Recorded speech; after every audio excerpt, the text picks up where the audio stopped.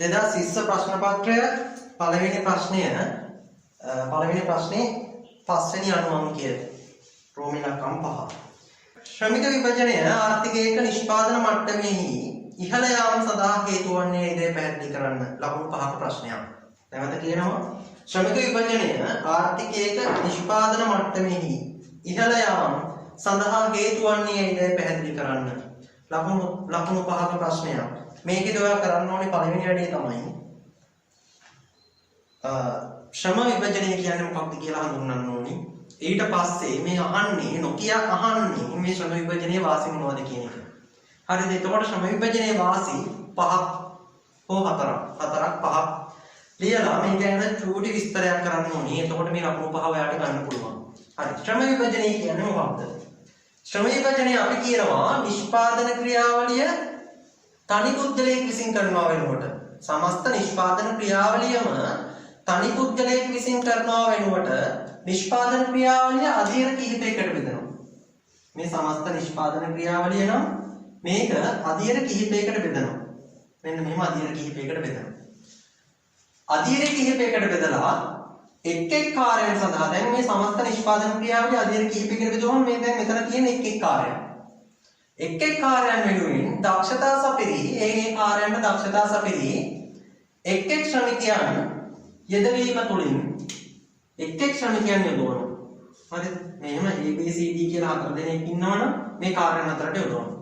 එක් ශ්‍රමිකයන් යෙදවීමෙන් ශ්‍රමිකයන් තමන්ට වෙන වූ කාර්ය පමණ නිරත වෙනවා. ඒකට අපි කියනවා ශ්‍රම විභජනය කියලා. මොකද්ද ශ්‍රම විභජනය කියන්නේ? සමස්ත නිෂ්පාදන ක්‍රියාවලිය තනි පුද්ගලයෙක් විසින් කරනවා වෙනුවට. ඒ කියන්නේ මේ සමස්ත නිෂ්පාදන ක්‍රියාවලිය ABCD කියන 4 දෙනාම මේ සමස්ත නිෂ්පාදන ක්‍රියාවලියම කරනවා වෙනුවට නිෂ්පාදන ක්‍රියාවලිය අධිවර කිහිපයකට බෙදනවා. අධිවර කිහිපයකට බෙදලා මේවට දක්ෂතා සපිරි එක් ශ්‍රමිකයන් යොදවලා ශ්‍රමිකයන් තමන්ට වෙන වූ කාර්යය පමණක් නිරත වීම අපි කියනවා ශ්‍රම විභජනය කියලා. උදාහරණයක් විදිහට අපි හිතමු ඉන්දිකටු හදනවා කියලා. ඉන්දිකටු හැදීමේදී කාර්යයන් 4ක් මෙහෙම තියෙනවා. මෙතන මම කියනවා කම්බි කපනවා. කම්බි කැපීම. ඊට පස්සේ මෙතන තුඩ සැකසීම. ඊට පස්සේ මේ තුන්වෙනි කාර්යයන් අපි හිතමු ඉකට ඉල්ලි දිනවා කියලා ඉල්ලි දීම. ඊට පස්සේ මෙතන තියෙන්නේ ගබඩා කිරීම. ඔන්න කාර්යයන් 4. දැන් ABCD කියලා මෙතන ශ්‍රමිකයෝ 4ක් ඉන්නවා. හරි. මේ 4 දෙනාම මේ ශ්‍රම විභජනයට කලින් මේ 4 දෙනාම ඇවිල්ලා කම්බිත් කපනවා, තුඩක් සකසනවා, හිඩුත් විදිනවා, ගබඩා කිරීම මේ 4ම මේ 4 දෙනා ඇවිල්ලා සැරෙන් සැරේට මොහොම කර යනවා. එහෙම නොකර ශ්‍රම විභජනය කරනවා මේ ආයතනය මෙන්න කාර්යයන් වලට කඩා ගන්නවා. මෙන්න කාර්යයන් 4ක් තියෙනවා මේ කාර්යයන් වලට කඩා ගන්නවා. හරිද? ගාමන්ට් එකක් ගත්තාම විවිධ සෙක්ෂන් තියෙන්නේ. ඒ වගේ. හරි. ඊට පස්සේ මේගොල්ලන්ගෙන් අහනවා මේ ABCD කියන 4 දෙනාගෙන් අහනවා ඔයා මේ කාර්යයන් අතරින් වැඩිම කැමති මොන කාර්යයටද ඔයාට හොඳටම කරන්න පුළුවන් කාර්යය මොකක්ද? කිව්වම A තෝරගන්නවා කම්බි කැපීම, B තෝරගන්නවා තුඩ සැකසීම, C තෝරගන්නවා හිල් විදීම, ඊට පස්සේ D තෝරගන්නවා ගබඩා කිරීම. මට මේ වැඩේ කරන්න පුළුවන් කියලා. ඊට පස්සේ දැන් කලින් A ඇවිල්ලා මේ කාර්යයන් 4ම කරනවානේ. දැන් මේ ඇවිල්ලා කරන්නේ කාර්යයන් 4ම කරන්නේ. එයාට වෙන්නු එයාට සුවිශේෂ වූ කාර්ය විතරයි එයා කරන්නේ. එයා ඇවිල්ලා ආපු වෙලාවෙ ඉඳන් උදේ 8ට වැඩ පටන් ගත්තා හවසට ඉවර වෙනවනේ. ඒ කාලය පුරාවට එයා කරන්නේ කම්බි කැපීම පමණයි. ඔන්න ශ්‍රම විභජනය. හරි. ඔන්න ශ්‍රම විභජනය කියන එක නිර්වචනය කරලා පළවෙනිට කරන්න ඕනේ ශ්‍රම විභජනය නිර්වචනය කරනවා. ඊට පස්සේ ශ්‍රම විභජනයේ වාසි 5ක් ලියන්නයි ඕනේ. හරි. ශ්‍රම විභජනයේ වාසි. ශ්‍රම විභජනයේ වාසි පළවෙනි එකම කියනවා නිෂ්පාදන ක්‍රියාවලිය වේගවත් වෙනවා. මේ කියන්නේ මෙයා දැන් මේ කාර්ය මේ ඒ ගන්න ඒ ගත්තාම කම්බි කැපීම විතරමයි කරන්නේ. එයා ආපු වෙලාවෙන් නම් කරන්නේ කම්බි කපනවා. එතකොට මෙයාට මේ කාර්ය සම්බන්ධව විශේෂ ප්‍රාගුණ්‍යයක් ඇති වෙනවා. මේ කාර්ය සම්බන්ධයෙන් විශේෂ හැකියාවක් ඇති වෙනවනේ. එතකොට වෙනදට වඩා එයා ඉක්මනින් මේ කාර්ය කිරීමේ හැකියාවක් එයාට එනවා. හරිද? එයා එක ස්පෙෂලිස්ට් කෙනෙක් වෙනවා. එතකොට මේ හරහා මෙයාගේ නිෂ්පාදන ක්‍රියාවලිය මෙයා වෙනදට වඩා වැඩි වේගයකින් දැන් වෙනදට කම්බි අපි හිතමුකෝ විනාඩියට කැපුවේ කම්බි 10යි කියලා. දැන් යාට විනාඩියකට කම්බි 20ක් විතර කපන්න පුළුවන්. මෙයාට මේ එකම කාර්යය නිරත වීම නිසා යාට ඒ කාර්ය සම්බන්ධව විශේෂ හැකියාවක් එනවා. එතකොට මේ ශ්‍රම විභජනය නිසා ඒක ඇති වුණේ නිෂ්පාදන ක්‍රියාවලිය වේගවත් වෙනවා. ඊළඟට මේ කාර්ය මොකද්ද වාසිය කියලා පුංචි විස්තරයක් කියවීමෙන් කරන්න ඕනේ. එතකොට එතනට එක ලකුණක් ලැබෙනවා. ඊළඟට දෙවෙනි එක නිෂ්පාදන ඒකක පිරිවැය අඩු වෙනවා. ඒකක පිරිවැය අඩු වෙනවා. ඒකක පිරිවැය පහළ වෙනවා. ඒ කියන්නේ මම කිව්වා වෙනදට වඩා වැඩි නිෂ්පාදනයක් මේගොල්ලෝ දැන් දී කරනවා. හරිද? ඒ කියන්නේ මේකට ඇඩම් ස්මිත් උදාහරණයක් කරන් තියෙනවා. මේ කම්බි උදාහරණෙම අරගෙන ඉස්සෙල්ලා මේ එක්කෙනෙක් කම්බිය එකයි නම් හැදුවේ. දැන් මේ එක්කෙනෙක් කම්බිය එකයි නම් හැදුවේ. දැන් මේ කට්ටියත් එක්කම දවසකට මේ කට්ටියත් එක්ක දැන් එක්කෙනෙක් හැදුවා කියනකොට කම්බියයි නම් දවසට හැදුවේ. දැන් එක්කෙනෙක් කම්බි 4800ක් හදනවා කියලා ඇඩම් ස්මිත් කියනවා. මේ උදාහරණය අරගෙන.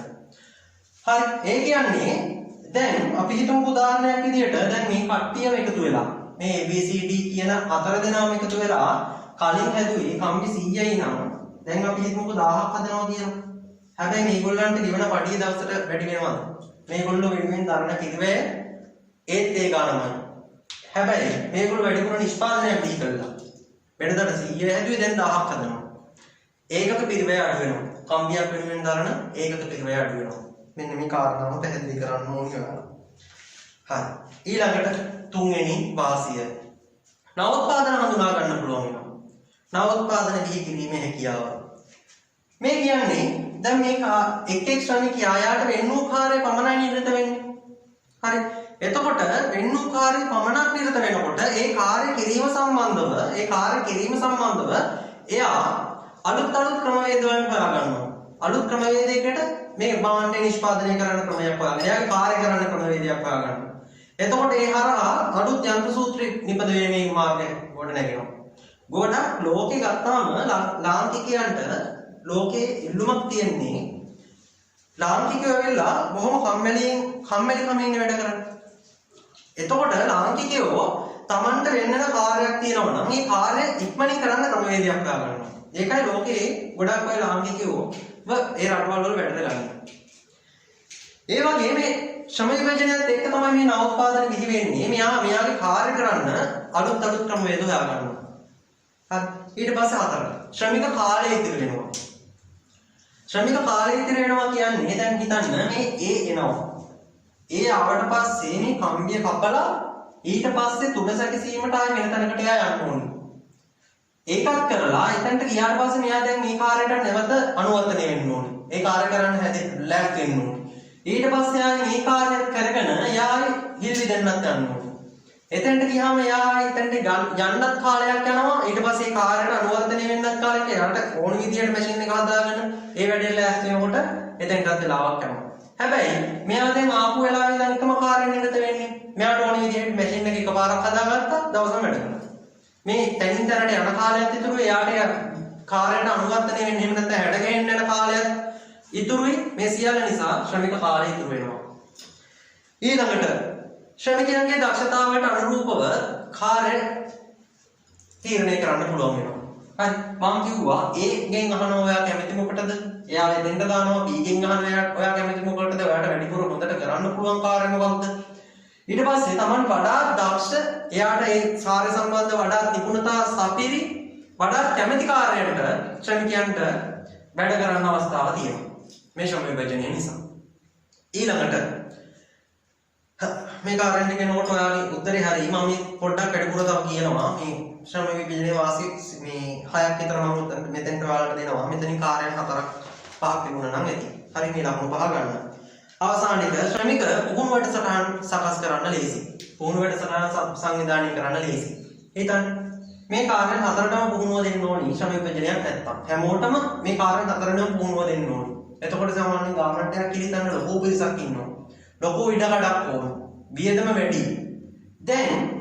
දැන් මේ ඒ කියන කාර්යයට මේ කම්බි කපන පිරිසට විතරයි මේක ගැන පුහුණුවක් දෙන්න ඕනේ. මෙතන ඉන්නවා කියනකොට මේ සම්පූර්ණ සේවකයෝ අපි හිතමු මෙතන 100ක් ඉන්නවා කියලා. මෙතන 100යි මෙතන 100යි මෙතන 100යි මෙතන 100ම ඉන්නවා කියන සේවකයෝ. මේ 400ට මේක සැරේ පුහුණුවක් දෙනවා එකද ලේසි. මේ 100 වෙනම ගත්තා මෙයාට මේ පුහුණුව දුන්නා, මේ 100 වෙනම ගත්තා මෙයාට මේ පුහුණුව දුන්නා. ඒකනේ ලේසි. එතකොට මේ ශ්‍රමික වැඩසටහන් සකස් කරන්න ලේසි. පොඩි පිරිසකට පුහුණුවක් දෙන්න පුළුවන් එකපාර. නැත්තම් මේ සම්පූර්ණ පිරිස අරගෙන පුහුණුවක් දෙනවට වඩා මේ පොඩි පිරිසට පුහුණුවක් දෙන්න පුළුවන් ලේසියෙන්. ඒ වගේම කාලයක් ඉතිරි පහසුවක් වැඩි, පිරිවැයක් වැඩි. හරි. ඔන්න ශ්‍රම විභජනයේ කියන්නේ මොකක්ද? ශ්‍රම විභජනයේ වාසි මොනවද කියන එක පැහැදිලි වුණා ඔයාලට. එතකොට මේ පිළිතුරේ බලාපොරොත්තු වෙන්නේ ශ්‍රම විභජනය කියන්නේ මොකක්ද? මේ ශ්‍රම විභජනයේ වාසි 4ක් තමයි බලාපොරොත්තු වෙන්නේ මේ ලකුණු 5ට. හරි. එතකොට ඔයාලට පුළුවන් දැන් මේ වීඩියෝ එක පෝස් කරලා ඔයාගේ උත්තරේ ලියන්න. ඊට පස්සේ මම දෙන උත්තරයත් එක්ක ඔයාගේ උත්තරේ සංසන්දනය කරන්න. හරි. පළවෙනි තරුව. සමස්ත නිෂ්පාදන ක්‍රියාවලිය මේකෙදි කරන්නේ පළවෙනි තරුවේ මම මේ කරන්නේ මේ ශ්‍රම විභජනය කියන්නේ මොකක්ද කියන එක හඳුන්වන එක. හරි. සමස්ත නිෂ්පාදන ක්‍රියාවලිය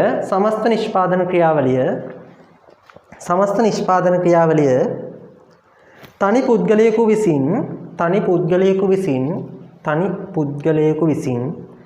කරනවා වෙනුවට තනි පුද්ගලයෙකු විසින් කරනවා වෙනුවට නිෂ්පාදන ක්‍රියාවලිය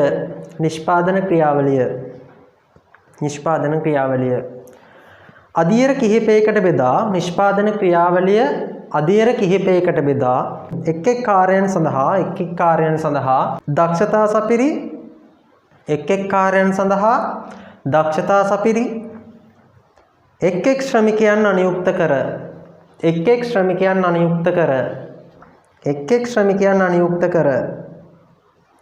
ශ්‍රමිකයන්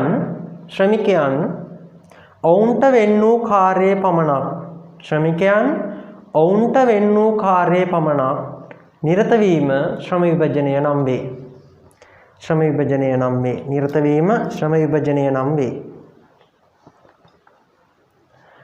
විභජනය ආර්ථිකයේ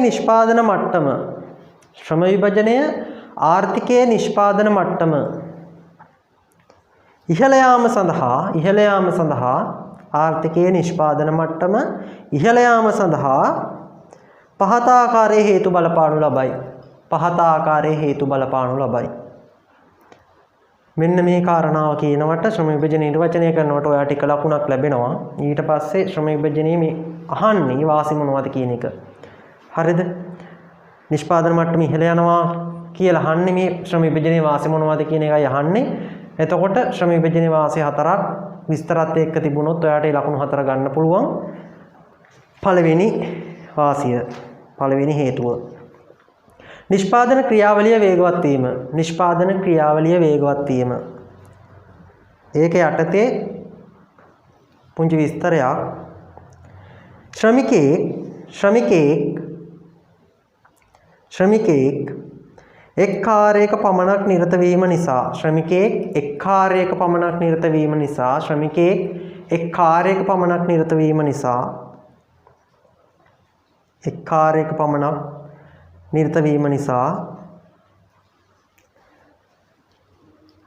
ශ්‍රමිකයෙක් එක් කාර්යයක පමණක් නිරත වීම නිසා විශේෂ ප්‍රාගුණ්‍ය හටගන්නා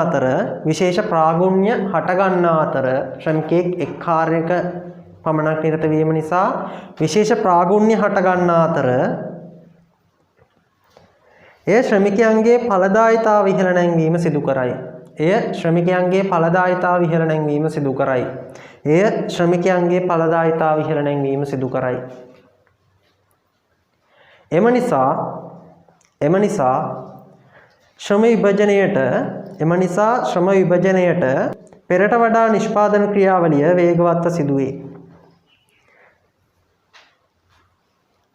එම නිසා ශ්‍රම විභජනයට පෙරට වඩා නිෂ්පාදන ක්‍රියාවලිය වේගවත්ව සිදුවේ. හරි. දෙවෙනි කාරණාව, දෙවෙනි හේතුව.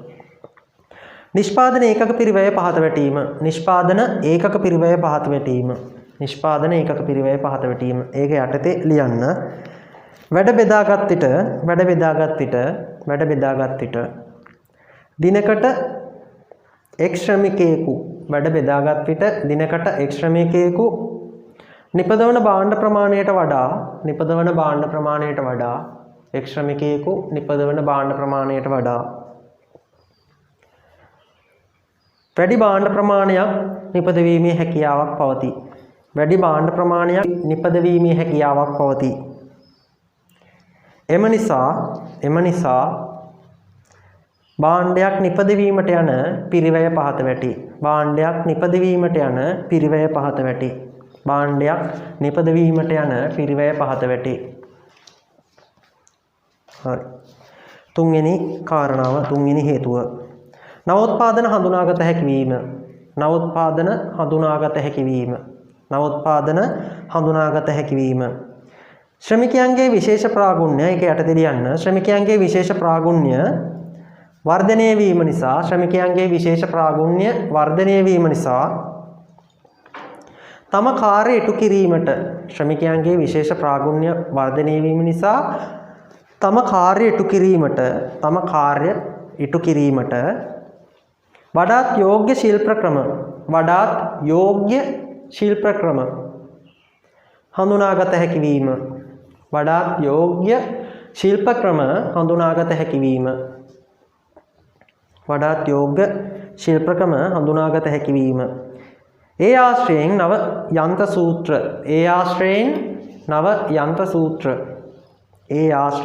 නව යන්ත්‍ර සූත්‍ර උපකරණ බිහිවීමට මඟ පෑදේ.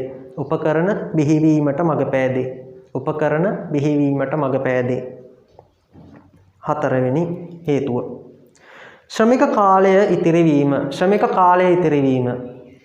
කාලය ඉතිරිවීම. හරි, ඒක යටතේ ලියන්න. ශ්‍රමික විභජනය නිසා එක් ශ්‍රමිකයෙකු සම්බන්ධ වන්නේ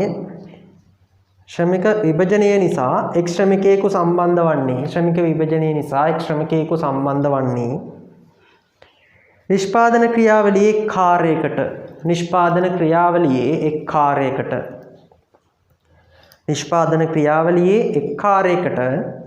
පමණක් බැවින්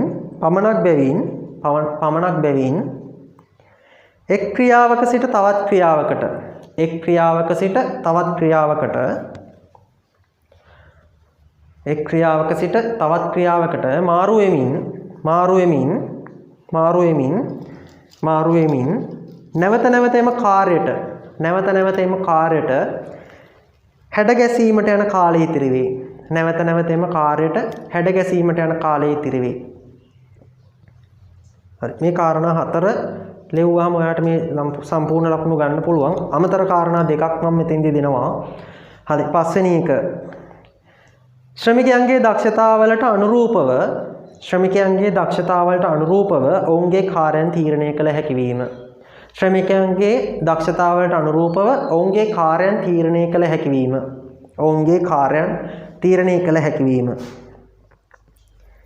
හරි, ඒක යටතේ ලියන්න. එක් එක් ශ්‍රමිකයාගේ දක්ෂතා නිපුණතා එකිනෙකාගෙන් වෙනස් බැවින් තමන්ට වඩාත් ගැළපෙන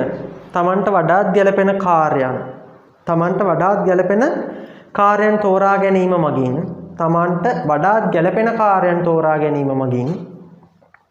ශ්‍රමයේ ඵලදායීතාව ඉහළ නංවා ගත හැකිය.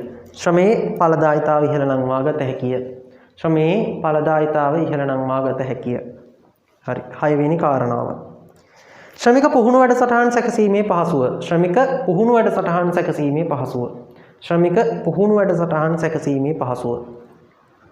හරි, ඒක යටතේ ලියන්න. ශ්‍රමිකයන් තමන්ට වෙන්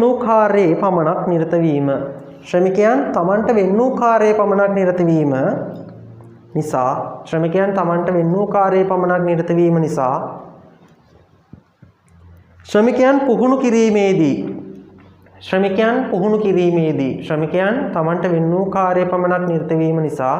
ශ්‍රමිකයන් පුහුණු කිරීමේදී ශ්‍රමිකයන්ට තමන්ට වෙන් වූ කාර්යය පමණක් පුහුණුව ලබා දිය හැකිය. පිළිබඳ පමණක් පුහුණුව ලබා දිය හැකිය. එමෙන්ම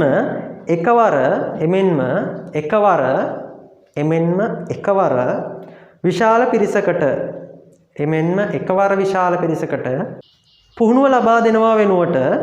පුහුණුව ලබා දෙනවා වෙනුවට අදාළ කාර්යයට සම්බන්ධ විශාල පිරිසකට පුහුණුව ලබා දෙනවා වෙනුවට අදාළ කාර්යයට සම්බන්ධ ශ්‍රමික